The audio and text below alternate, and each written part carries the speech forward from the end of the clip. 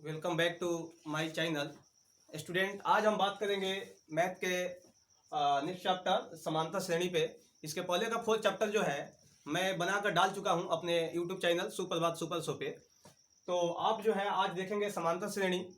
और देखिए, जो भी आपको मैं बार बार बताता हूं कि जो भी वीडियो मेरा शूट हो रहा है इसमें क्या है, मेरा उद्देश्य है कि आपके मैथ के जितने सारे ऑब्जेक्टिव क्वेश्चन हो, सारे ऑब्जेक्टिव क्वेश्चन आसानी से सॉल्व हो जाए कम से कम समय में।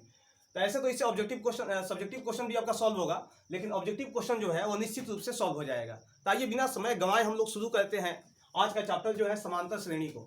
तो देखिए, ये समांतर श्रेणी जिसको इंग्लिश में हम लोग अरिथमेटिक प्रोग्रेशन कहते हैं। तो देखिए, कोई भी चैप्टर का जो शीर्षक होता है, टाइटल होता है, इसको समझना हमारे लिए बहुत जरूरी हो जाता है। तो देखिए, मैथ में यहाँ समांतर का अर्थ है समान अंतर से आगे बढ़ना। समांतर का अर्थ है समान अंतर से, ठीक है। और श्रेणी क्या होता है? समांतर का अर्थ समझ गए होंगे, समान अंतर होना, समान अंतर होना। और श्रेणी जो होता है इसको हम लोग प्रोग्रेशन बोलते हैं। श्रेणी का अर्थ होता है कि एक संख्याओं का एक ऐसा सजावट, एक ऐसा विन्यास जो निश्चित नियम को पालन करके आगे बढ़े। जैसे देखिए, बहुत सारा फूल होता है, उसको अरेंज कर दिया जाता है तो अच्छा लगता है।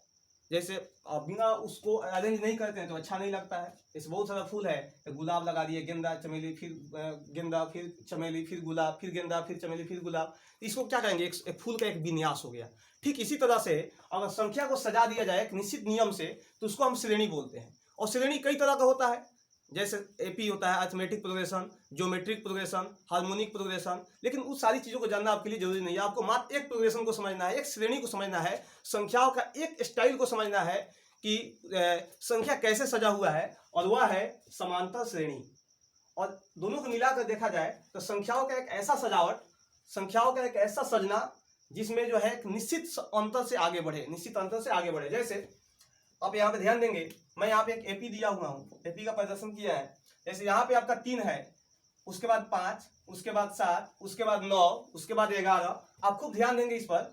देखिए इसमें कितना अंतर से आगे बढ़ रहा है, 2, फिर 2, फिर 2, फिर 2।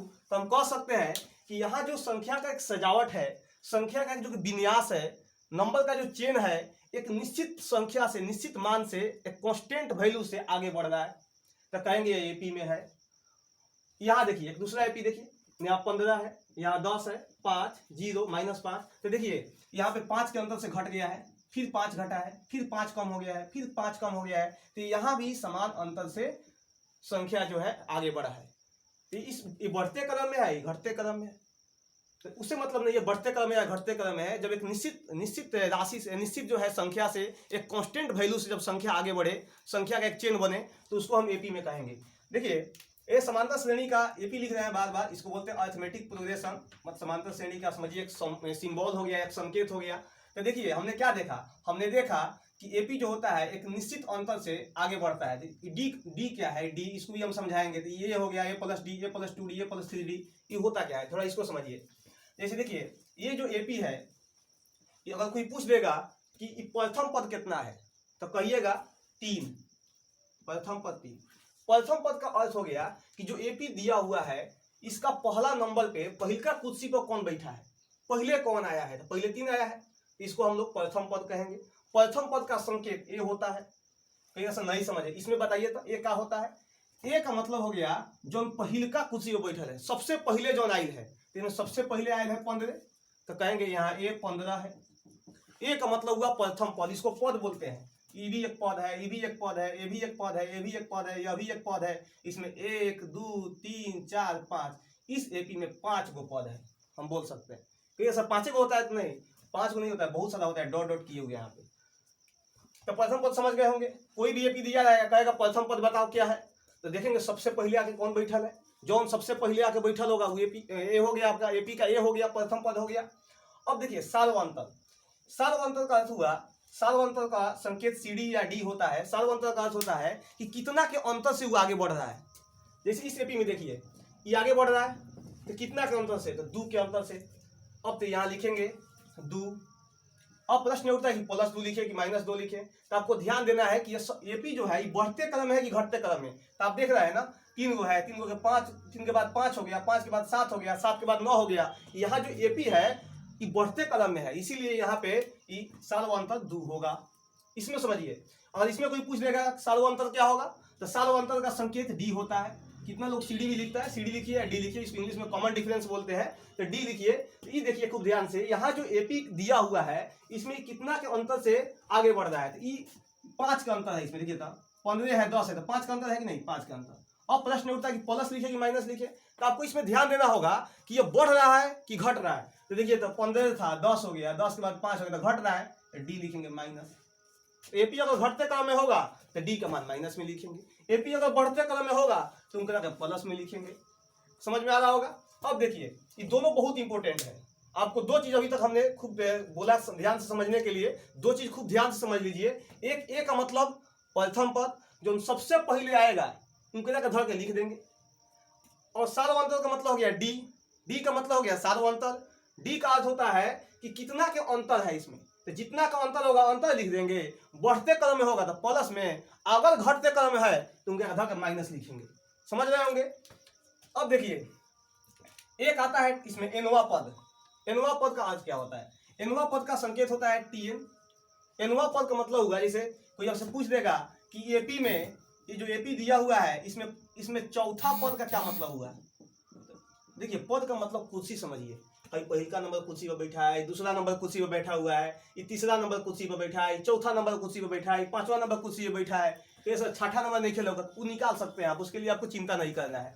तो ये चौथा पद का मतलब हुआ कि 4 नंबर कुर्सी पर कौन बैठा है, 4 नंबर पे कौन आया है, यहाँ गिन लेंगे, काउंट कर लेंगे, 1 2 3 4 लिखेंगे 9। अगर यहाँ पे क्वेश्चन पांचवा पद पूछता तो लिख देते 11। तो ऐसा इसमें बताइए। तो मान लीजिए कि हमको कोई कहा देगा दूसरा पद क्या होगा, तो दूसरा पद लिखेंगे T2। टी का मतलब हुआ पद टर्म, और दू का मतलब हुआ दूसरा पद। तो देखेंगे 2 नंबर पर कौन बैठा है, 1 2, तो लिखेंगे 10।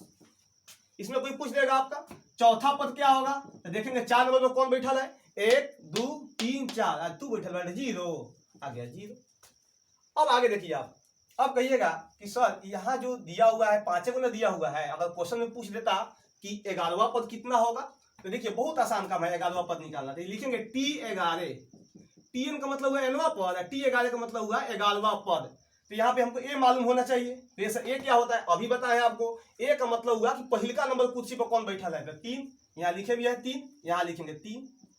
एन यहाँ पे देखिए एन 11 है, तो यहाँ पे लिखेंगे 11 - 1 10, और डी कितना है, तो डी कितना के अंतर से बढ़ रहा है, 2 के अंतर से, तो यहाँ लिखेंगे 2, तो 10 दूना 20, 20 3 23। इस तरह से आप कितना हूं पद निकाल सकते हैं। कैसे, इसमें थोड़ा बताइए था। जैसे मान लीजिए इसमें कोई पूछ दिया आपसे T21 कितना होगा, 21वां पद कितना होगा, इसके लिए लिखेंगे A + n-1, तो ये होता है n 21 - 1 डी, तो डी कितना होगा, तो देखिए तो इसमें 5 का अंतर है कि नहीं, तो लिखेंगे 5, लेकिन घटते क्रम में है तो लिखेंगे -5। ये हो जाएगा ए कितना है, ए है 15। यहाँ देखिए 21 दूल्हा 1 दुल्हन, तो 19। यहाँ पे दीवार समझिए, इसको ब्रैकेट को दीवार समझिए, इसके लिए अलग वीडियो बना चुके हैं। ब्रैकेट को दीवार समझना है, और दीवार टूटेगा तो क्या होगा, झगड़ा। 19 × 5 = 95। इसके बीच में जब गुना होता है तो जोड़ा देखते हैं, देखिए जोड़ा नहीं खे, माइनस का जोड़ा बा नहीं खे, तो 19 × 5 = 95। अब घटा देंगे, आपका निकल गया 21वां पद। तो आपने देखा कि टीएन का कमाल, टीएन का अर्थ, टीएन कैसे फाइंड आउट करते हैं। इसके बाद एक और 2 फॉर्मूले है इसमें, एक होता है टीएन और दूसरा है एसएन। एक को समझा दिए, दूसरा समझ लीजिए, एपी या कैसानो क्वेश्चन का कायदा उड़ा दीजिएगा। अब देखिए एसएन जो है, एसएन का फॉर्मूला होता है n/2 2a + n-1 × d। अब जैसे आपसे कोई पूछ देगा कि S2 का मतलब क्या हुआ, S2 का, तो कहेंगे दू, S माने योग, S माने होता है सम, सम माने योग, और दू का मतलब दू पद का योग, तो दू पद का योग, तो हम करेंगे 3 + 5, 2 को पद के उठा के जोड़ देंगे 8। कोई कह देगा S3 का मतलब क्या हुआ, तो लिखेंगे S3 का मतलब 3 को पद को लिख के जोड़िए, 1 2 3 है, तीनों को धर के जोड़ देंगे 15। लेकिन आपसे कोई पूछ देगा कि S10 कितना होगा, 10 पद का योग कितना होगा, तो आपको थोड़ी मालूम है, 5 को इसमें पदे लिखा हुआ है, तो उसको कैसे निकालेंगे, ध्यान दीजिएगा इधर। मान लिया आपको निकालना है S10, इस फार्मूला का यूज करेंगे हम लोग, SN फार्मूला का, n/2, तो यहाँ पे n कितना है 10, तो लिखेंगे 10/2। यहाँ पे जो जाता है ना उसको n बोलते हैं हम लोग, यही है n 10। 10 पद का योग निकालना है तो n हो गया 10, 2a, तो a कितना है यहाँ पे 3 प्लस n-1, तो कितना है n 10 माइनस 1, d कितना है, तो देखिए d इसमें कितना का अंतर है, d का मतलब अंतर, अंतर लेखा समझिए d को, बहुत काम आएगा।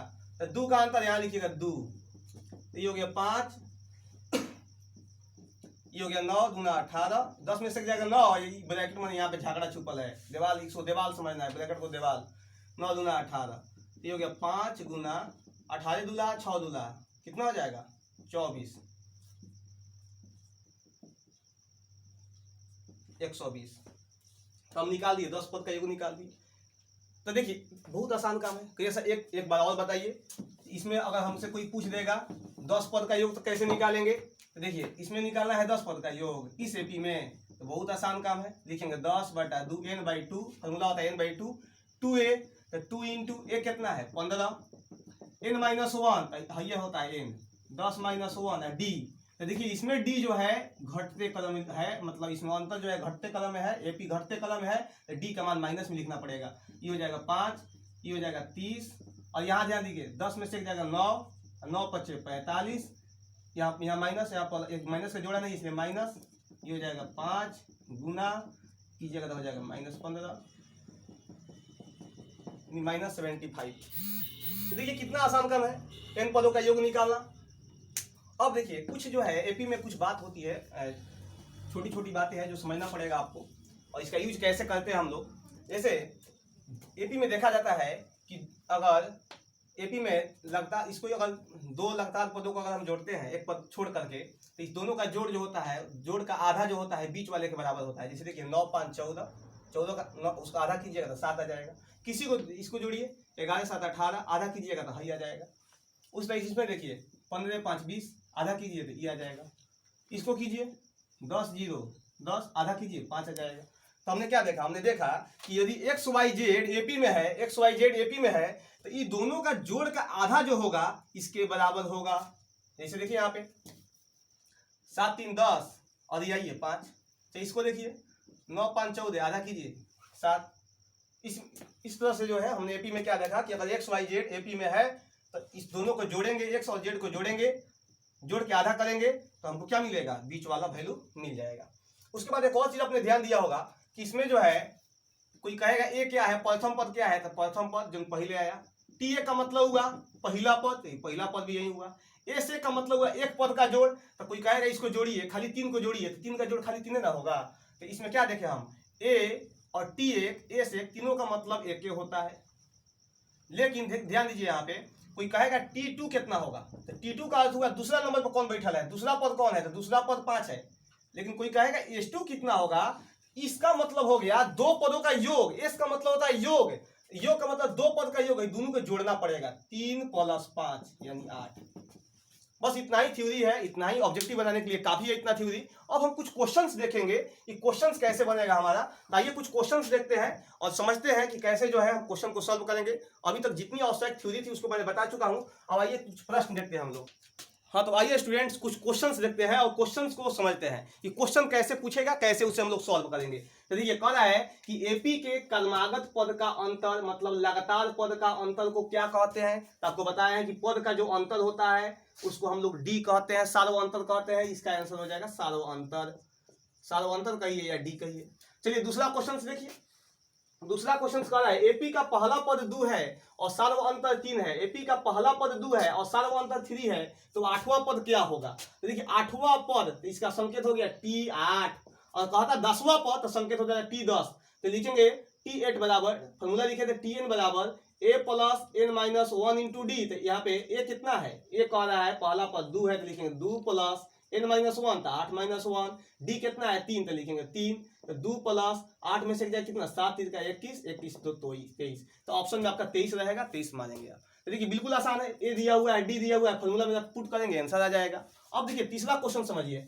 तीसरा क्वेश्चन क्या कह रहा है, तो तीसरा क्वेश्चन है एपी है 8 है 10 है 12 है, लास्ट टर्म जो है 126 है। कह रहा है अंत से 10वां पद क्या होगा, अंत से 10वां पद बताना है। तो अंत से 10वां पद का अर्थ क्या हुआ, जब अंत से कहेगा 10वां पद, इनके अगर ध के सीधे उलट देंगे, शुरू से कहता था कोई दिक्कत नहीं था। कह रहा है अंत से 10वां पद, उलट दीजिए इसको 126 ... 12 10 8। अब पता कीजिए ऑन से 10वां पद निकालना है तो लिखेंगे T10।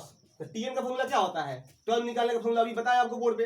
A प्लस, यहाँ पे A देखिए 126 n माइनस 1, n कितना है इसको n बोलते हैं तो 10 माइनस 1 d। अब बताइए था ये बढ़ रहा है घट रहा है? घटते क्रम है। कितना की स्पीड से घट रहा है?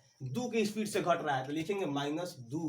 घट रहा है इसलिए माइनस लिखे हैं। 2 की स्पीड से देखिए 2 का अंतर है इसमें, घट रहा है इसलिए -2 लिखे हैं। अब लिखेंगे 126, ये हो जाएगा 9 और 9 दूना 18 -18, क्योंकि इसके बीच में एक माइनस है, इसको घटा देंगे।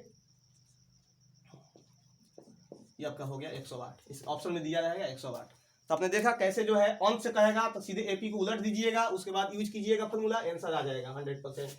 अब देखिए अब कह रहा है 4 नंबर में एक एपी है 4, 10, 16, 22, 28, इसका सार्व अंतर क्या होगा? सार्व अंतर यानी डी निकालना है।